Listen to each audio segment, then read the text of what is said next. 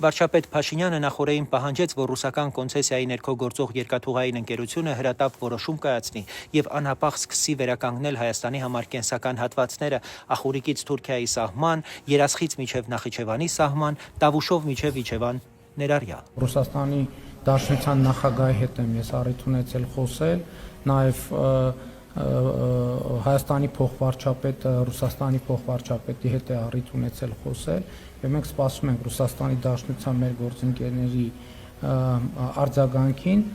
ինչ վերաբերում է պատշաճ ժամկետներին, հիմա երեկվա իրադարձությունից հետո պատշաճ ժամկետը հիմա է եւ դա մեր ցանկությունն է, որ դա հիմա արվի, որովհետեւ process-ներ են տեղի ունենում, որոնց մասին նաեւ կիրազեկվեք։ Հստակ ասվեց, որ եթե ռուսական կողմը ժամանակին չսկսի աշխատանքները, Հայաստանը դա կանի սեփական միջոցներով։ Եվ այստեղ պետք է շատ հստակ արձանագրել, որ այս ընկերության մայր կազմակերպությունը հիմա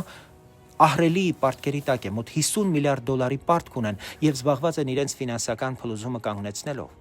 Հայաստանը չի կարող այս հարցը լուծել մաս-մաս, մի հատվածը վերցնելով, մյուսը թողնելով, դա կիսատ լուծում է, որը վաղը նորից մեզ կդնի նույն կախվածության մեջ։ Պետք է մեկ հստակ ծրագիր, հայկական երկաթուղին վերադարձնել պետությանը ամբողջությամբ, գծերով, կայաններով,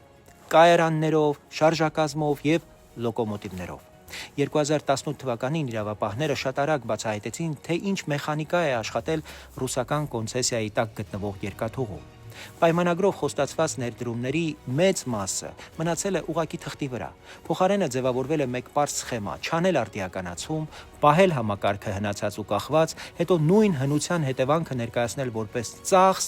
վնաս, ուռճացված թվերով, որպեսզի Հայաստանի հարկատուի գրպանից դուրս գան միլիոնավոր դոլարներ սուբսիդիայի ու փոխհատուցման անվան տակ։ Սա պարզապես վատ կառավարում չէ, սա կեղեքման մոդել է՝ վերցնել հանրային փողը, թողնել հանրային ռիսկը եւ երկաթուղին պահել որպես լծակ Հայաստանի դեմ։ Տրիպի համար Հայաստանին պետք է արագ, արդիական, վստահելի երկաթուղի, իսկ վստահելի ենթակառուցվածք չի լինում, եթե այն քոնը չէ։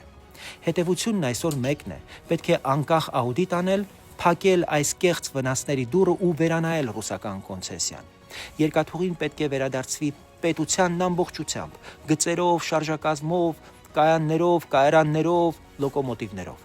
Սա քաղաքական քմահաճույք չէ։